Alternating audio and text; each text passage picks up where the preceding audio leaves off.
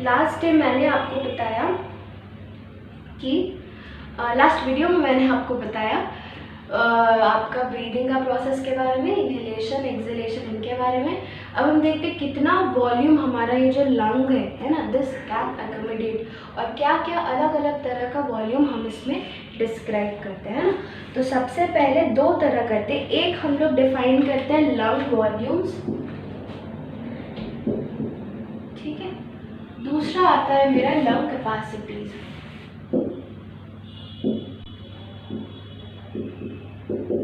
ठीक, lung volume में आपका सबसे पहले आता है टाइडल वॉल्यूम, नेक्स्ट आता है inspiratory volume, reserve volume, next आता है नेक्स्ट आता है आपका एक्सपीरेटरी। अगर आपको स्पेलिंग पढ़ने में दिक्कत हो रही है, please open NCERT page number 271 है ना, उसमें देखिए दिया हुआ है एक्सपीरेटरी रिजर्व वॉल्यूम,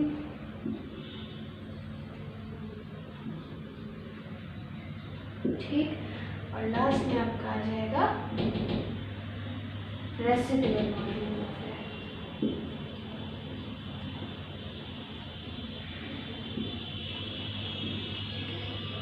तो पहले हम इन चारों के बारे में बात करेंगे। लंग कैपेसिटीज में हम आपको बता ही देते हैं। लंग कैपेसिटीज में सबसे पहला आपका आ जाएगा इंस्पिरेटरी कैपेसिटी,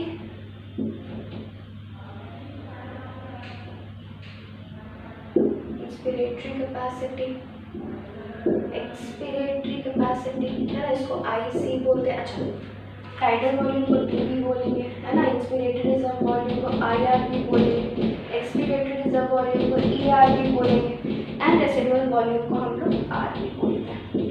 ठीक है, इंस्पिरेटरी कैपेसिटी, उसी तरह से एक्सपिरेटरी कैपेसिटी, ठीक, उसके बाद फंक्शनल रेसिडुअल कैपेसिटी एफआरसी है ना, फंक्शनल रेसिडुअल कैपेसिटी, ठीक है, एफआरसी, एंड आपका होल लंग का, जिसको हम लोग बोलते हैं टोटल लंग कैपेसिटी,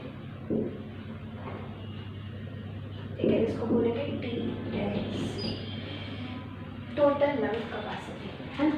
तो हम लोग स्टार्ट करते हैं सबसे पहले लंग वॉल्यूम से, फिर हम देखेंगे लंग कैपेसिटीज है ना। इतना सारा नाम डरिए मत, समझ जाइएगा, कुछ भी चीज़ नहीं है नाम याद रखना है ना, केवल एक आपका टाइडल वॉल्यूम अलग है और बाकी कुछ भी चीज़ अलग नहीं है। आप एकदम आराम से समझ सकते हैं, अच्छे से समझिएगा। आपको केवल इसका जो ये तीनों का, चारों का आपको वॉल्यूम याद करना है, इसका वॉल्यूम आपका हमेशा डिवाइड हो जाएगा ना, बस समझिएगा अच्छे से। चलिए,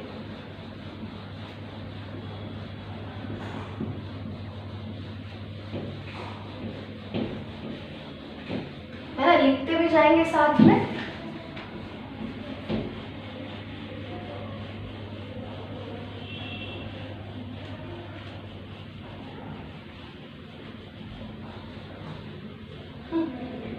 सबसे पहले लिखिए टाइडल वॉल्यूम, टाइडल वॉल्यूम। तो tidal volume is the amount of air, tidal volume is the amount of air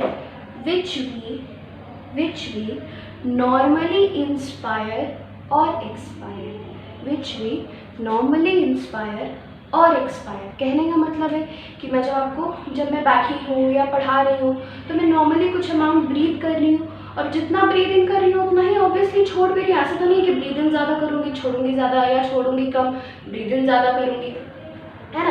तो जो जब हम अनकॉन्शियस रहते हैं, तब अनकॉन्शियस रहते, याद रखना है ना, उसका एक्सरसाइज है, किसी चीज़ से कोई रिलेशन नहीं है।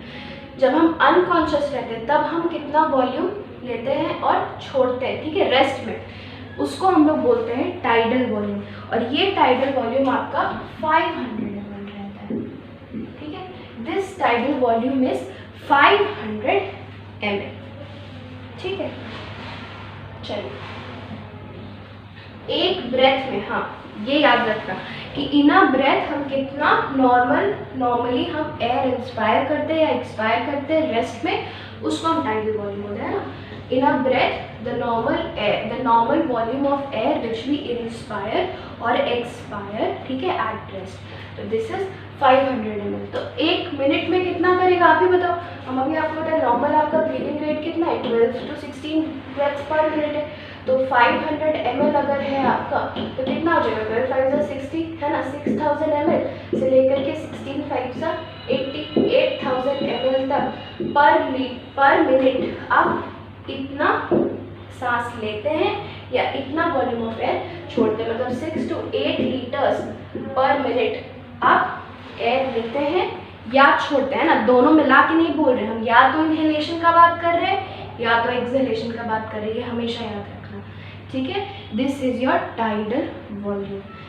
नेक्स्ट हम लोग आते हैं फोर्स्ड, ये inspiratory reserve volume, I am very sorry, inspiratory reserve volume, ठीक है। अच्छा, I am making you a graph, आप ध्यान से समझिएगा ना, I am making you a graph.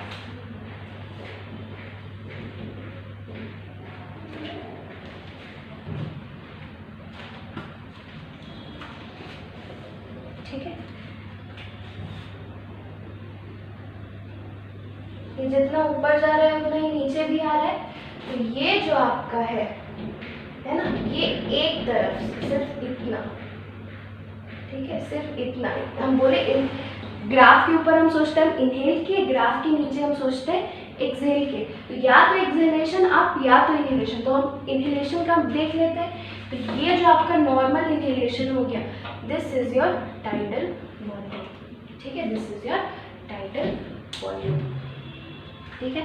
अब नेक्स्ट आते हैं हम इंस्पिरेटरी रिजर्व वॉल्यूम में। इंस्पिरेटरी रिजर्व वॉल्यूम क्या होता है, आप नॉर्मली सांस लिए छोड़े, फिर आप नॉर्मली सांस लिए, ऐसा तो नहीं है कि आप और सांस नहीं ले सकते, कॉन्शियसली आप अपना ब्रेथ और ले सकते हैं ना, जैसे कि मैंने सांस लिया, ठीक है, लेकिन अगर मैं चाहूँ तो मैं और सांस ले सकती हूँ, है ना। पर ये जनरली मैं लेती नहीं हूँ, मैं ये सांस एक्स्ट्रा सांस कब लेती हूँ, जब मैं कॉन्शियस हूँ, है ना, व्हेनेवर आई एम कॉन्शियस, तभी मैं ये एक्स्ट्रा सांस लूंगी। इसलिए हम लोग इसको क्या बोलते हैं, इंस्पिरेटरी रिजर्व वॉल्यूम, है ना, ये रिजर्व्ड रहता है। हम ये सांस कब लेते हैं, जब हम कॉन्शियसली सोचें या हम एक्सरसाइज करते हैं, तब मेरा ब्रेथ डीप हो जाता है थोड़ा, तब हम ये वाला वॉल्यूम यूज करते हैं। ऐसे नॉर्मल ब्रीदिंग में हम सिर्फ टाइडल वॉल्यूम ऑफ एयर लेते हैं या छोड़ते हैं, इसलिए इसको इंस्पिरेटरी रिजर्व वॉल्यूम बोलते हैं ना।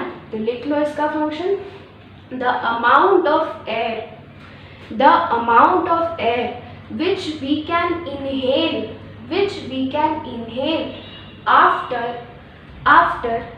a normal inhalation या inspiration, after a normal inhalation या inspiration, that is called as inspiratory reserve volume. मतलब नॉर्मली हम एक बार इंस्पायर किए, उसके बाद हम और कितना मैक्सिमम सांस ले सकते हैं, that is your inspiratory reserve volume, ठीक है। तो ये जो आपका होता है, ये एक ब्रेथ में 2500 to 3000 ml होता है ना, 25 ml to 3000 ml होता है, ठीक। तो आपका यहाँ से आपका हम ये देखिए, है ना, हम मानते हैं कि ये आपका टाइडल वॉल्यूम था, यहाँ तक आपका टाइडल वॉल्यूम हुआ, और कुछ अमाउंट ऑफ एयर हम इंस्पायर कर सकते हैं। This is the maximum forceful inspiration जब हम करेंगे तो हम इतना मैक्सिमम अमाउंट ऑफ एयर ले सकते हैं, है ना। तो दिस इज योर, यहाँ से यहाँ तक जो है टाइडल वॉल्यूम छोड़ के हम और कितना एक्स्ट्रा लिए, टाइडल वॉल्यूम छोड़ के हम और इतना एक्स्ट्रा लिए, है ना। तो जो टाइडल वॉल्यूम छोड़ के हम जितना एक्स्ट्रा अमाउंट ऑफ एयर लिए, this is your inspiratory reserve volume, है ना।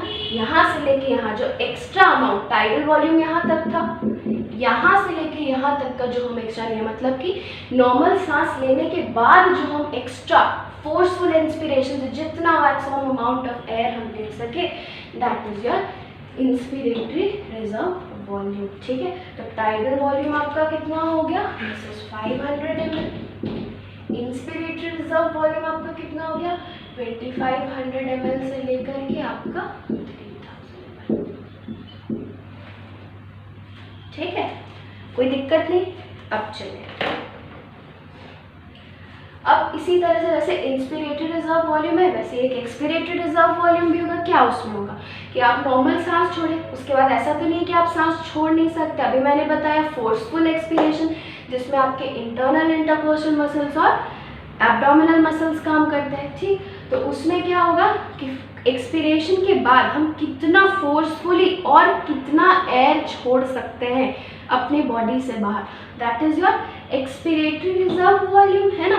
तो नॉर्मल वॉल्यूम आपका कितना हो गया, इतना आप टाइडल वॉल्यूम इतना नॉर्मली छोड़ते हैं ना इस लिमिट तक।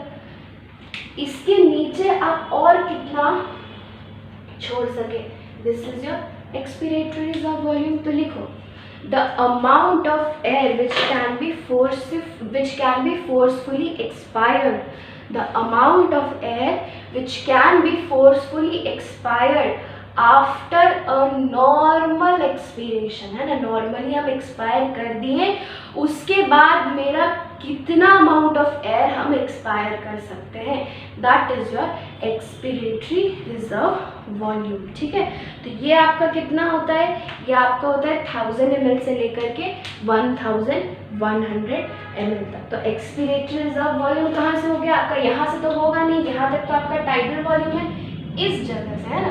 मतलब ये आपका टाइडल वॉल्यूम है, यहाँ से लेके यहाँ तक, है ना।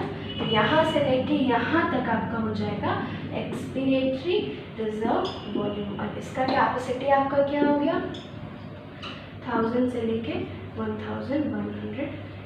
ये डेटा प्लीज याद रखना, है ना। बस यही एक दो चीज़ें जो आपको याद रखना है इसमें, ठीक है, कोई दिक्कत नहीं यहाँ तक।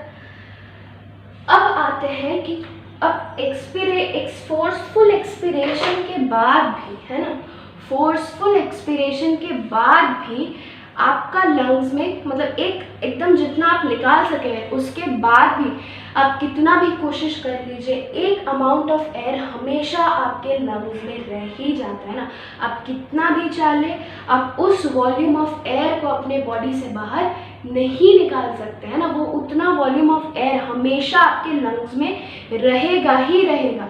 इसलिए उस वॉल्यूम ऑफ एयर को हम क्या बोलते हैं, residual volume of air, RV. वो हमेशा उतना वॉल्यूम ऑफ एयर का रेसिड्यू आपके लंग्स में रह ही जाएगा, that is known as residual volume of air. तो इसके नीचे भी हम मान लेते हैं कि कुछ अमाउंट ऑफ, ये तो हम दिखा रहे हैं अपना इनहेलेशन एंड एक्सहेलेशन, इसके अलावा भी, है ना, इसके अलावा भी कुछ वॉल्यूम ऑफ एयर होगा, है ना, जो कि आप एक्सपायर नहीं कर सकते, and that volume is residual volume of air, है ना। This is residual volume. कितना भी आप चाहे, एकदम जोर से भी आप चाहे, एक्सट्रीम निकाल के भी आप इस एयर को अपने बॉडी के बाहर नहीं निकाल सकते, है ना। इसका कितना होता है, that is 1100 ml to 1200, I am very sorry, 1200 to 1300 NCERT में दिया ना। What is the NCERT data, it is, हाँ नहीं, इट इज 1100 ml to 1200, ठीक है। अलग अलग बुक्स में थोड़ा डिफर करता है ये सब डेटा, लेकिन प्लीज़ आप जो एनसीईआरटी में लिखा है वही याद करना कि वही एग्जाम में है ना। तो आपको कोई डेटा कहीं का, किसी भी साइड बुक का कोई डेटा याद नहीं रखना, आपको सिर्फ यही डेटा याद रखना है जो आपके एनसीईआरटी में लिखा है ना। इनफैक्ट मैंने भी एनसीईआरटी से ही आपके लिए डेटा लिखा है, ठीक है। तो जो आपका रेसिडुअल वॉल्यूम ऑफ एयर होता है वो कितना होता है, 1100 से लेके 1200 ml तक, ठीक। अब आते हैं हम इस रेसिडुअल वॉल्यूम ऑफ एयर का फंक्शन क्या होता है।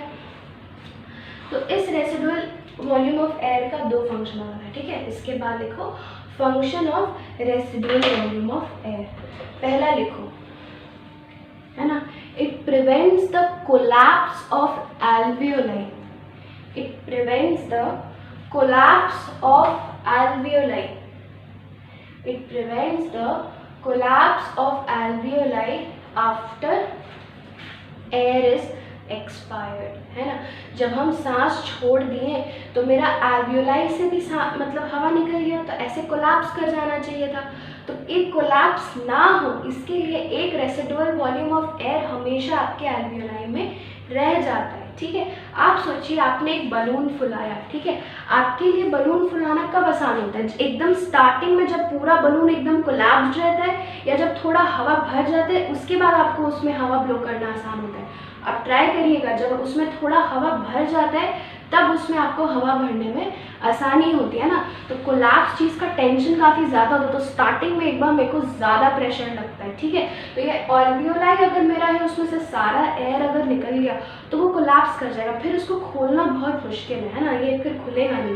तो हमारे बॉडी में ऐसे भी अगर ये खुला हुआ है, अगर ये बंद हो गया, इट इज़ वेरी डिफिकल्ट कि ये वापस से खुले, है ना। न्यू बॉर्न्स को इसलिए रोना काफ़ी ज़रूरी होता है ना। बोलते हैं ना डॉक्टर्स की रोना चाहिए, बच्चा कभी पैदा होता है ना, when a new born baby comes, तो फिर डॉक्टर पूछते हैं रोया या नहीं हुआ, उसको रुलाना बहुत ज़रूरी होता है। क्यों रुलाना ज़रूरी होता है? जैसे ही वो आउटर वर्ल्ड्स में आता है उसके पहले तो वो कभी सांस नहीं लिया रहता है, उसका जो भी न्यूट्रिशन है मदर के ब्लड से ही हुआ रहता है, ठीक है। तो सांस ले, उसको ऑक्सीजन भी मदर के ब्लड से ही डायरेक्टली मिल रहा है, तो उसको सांस लेने की ज़रूरत नहीं है, इनफैक्ट वो पूरा फ्लूइड मीडियम में रहता है। तो जैसे ही वो बाहर आता है उसको सांस लेना पड़ेगा। अब सांस जब पहली बार लेगा तो उसका एल्वियोलाई जो रहता है ना न्यू बॉर्न का, दैट इज़ ऑलवेज कोलैप्स्ड, ठीक है, पूरी तरह से कोलैप्स्ड रहता है वो। तो उसको खोलने के लिए बेबी को बहुत ज़ोर ज़ोर से सांस लेना पड़ता है, पूरा प्रेशर लगा के, है ना। तो जब वो रोता है, मेरा बेबी क्राइज, वो इतना, आप रोते हो तो कैसे पूरा हीव करके एकदम ज़ोर से सांस लेके रोते हैं ना, तो उस रोने की वजह से क्या होता है, जो कोलैप्स्ड एल्वियोलाई होता है, जो आज तक कभी यूज़ नहीं हुआ बेबी का, that gets open up, that gets balloon up. और ये एक बार बलून होने के बाद इनको वापस कोलैप्स नहीं होना चाहिए। इसलिए डॉक्टर्स बोलते हैं कि बेबी जब जितना रोए स्टार्टिंग के में उतना अच्छा है, क्योंकि उसका एल्वियोलाई उतना ज़्यादा चांसेस है उतना अच्छे से आपका खुल जाएगा, है ना। तो आपके बॉडी में ये सांस जब आप लेते हैं तो एल्वियोलाई हमेशा आपका खुला रहना चाहिए। कोलैप्स होगा फिर वापस से सांस लेके उसको खोलना बहुत डिफ़िकल्ट हो जाएगा, है ना। तो इसीलिए आपका रेसिडुअल वॉल्यूम ऑफ एयर हमेशा वहाँ पे रहता है, ठीक है। और आप अपना, अभी भी ऐसा नहीं है कि आपका हर एल्वियोलाई खुला रहेगा, बहुत सारे एल्वियोलाई अभी भी आपके कोलैप्स्ड है। तो अगर आपको अपना सांस लेने का क्षमता बढ़ाना है ना, we want to increase the potential कि आप कितना एयर ले रहे हो, आपको अपना ब्रीदिंग रेट कम करना है ना, सांस एक बार में डीप ब्रेथ्स लेना है, ज़्यादा एयर एक बार में लेना है। तो उसके लिए आप क्या कर सकते हैं, यू कैन एक्सरसाइज। सांस लेने में हम ज़ोर ज़ोर से सांस लेते हैं तो जो बंद एल्वियोलाई होते हैं वो खुल जाते हैं ना, इसलिए बोलते हैं exercising is very beneficial for your health, ठीक है। तो ये फर्स्ट रीज़न होता है कि रेसिडुअल वॉल्यूम ऑफ एयर आपके लंग्स में क्यों रहता है, ठीक है। दूसरा लिखिए, है ना, residual volume of air allows, residual volume of air allows a continuous exchange of gases, a continuous exchange of gases between the alveolar air, between the alveolar air and the blood, and the blood, है ना। अब आप सोचिए कि मैंने सांस लिया, oxygen वाला भरा एयर अंदर लिया, कार्बन डाइऑक्साइड छोड़ दिया, ठीक है। अब आपके बॉडी में कंटिन्यूसली ऑक्सीजन का ज़रूरत है, तो अगर मैंने सारा एयर अगर मैं बाहर छोड़ दूंगी तो ब्लड वेसल्स में ऑक्सीजन डिफ्यूज़ करके कहाँ से जाएगा, पता चला एक बार डिफ्यूज़ हो रहा है फिर नहीं हो रहा है, फिर हो रहा है फिर नहीं हो रहा है। तो ऐसा डिसकंटिन्यूस प्रोसेस हमारे बॉडी के लिए बहुत हार्मफुल है। तो इसके लिए क्या होता है, ये जो रेसिडुअल वॉल्यूम ऑफ एयर है, जब तक हम सांस छोड़े फिर दोबारा सांस नहीं लिए तब तक ये एयर वहाँ प्रेजेंट है। तो एयर प्रेजेंट है, उसमें कुछ तो ऑक्सीजन प्रेजेंट होगा, तो वो ऑक्सीजन कंटिन्यूसली आपका ब्लड में जाते रहता है। There is a continuous supply of oxygen जो आपका ब्लड में जाते रहता है। पूरा एयर निकाल देते तो ये ऑक्सीजन का डिफ्यूजन नहीं होता। इसी तरीके से कार्बन डाइऑक्साइड भी ब्लड से आपका वापस से एल्वियोलाई में कंटिन्यूसली निकल के आते रहते हैं। तो ये रेसिडुअल वॉल्यूम क्या करता है, it ensures a continuous exchange of gases. जब हम सांस लिए और छोड़े, मतलब सांस हम जब छोड़े और लिए उसके बीच का जो आपका पीरियड होता है उस समय भी this residual volume of air allows कि आपका जो डिफ्यूजन का प्रोसेस है आपके बॉडी में वो चलता रहे। ऐसा तो नहीं कि मेरा ऑक्सीजन का नीड जब हम एक्सपायर करेंगे और इंस्पायर करेंगे उसके बीच में ख़त्म हो जाएगा, या कार्बन डाइऑक्साइड प्रोड्यूस होना एक्सपायर करेंगे और इंस्पायर करेंगे उसके बीच में ख़त्म हो जाएगा, है ना। तो आपका residual volume of lung ensures कि आपका ये ना हो, है ना। तो यहाँ तक ही हम आज ख़त्म करते हैं। लंग कैपेसिटीज़ के बारे में हम आपको नेक्स्ट वीडियो में बताएंगे, और वो जानने के लिए आप प्लीज़ ये अच्छे से समझिएगा। ये आपको नहीं अगर समझ में आया तो फिर हम आपको लंग कैपेसिटीज़ नहीं बता पाएंगे बाबू, है ना। इसलिए अगर कोई भी दिक्कत हो तो please ask me, feel free to WhatsApp me for your doubts, है ना। ठीक है, चलिए, आई होप यहाँ तक समझ में आ गया होगा। याद कर लेना इसका वॉल्यूम, है ना। रेसिडुअल वॉल्यूम बहुत इंपॉर्टेंट है, कितना उसका ये रहता है और क्या क्या फंक्शन रहता है। नहीं समझ आया होगा तो प्लीज़ पूछ लेना।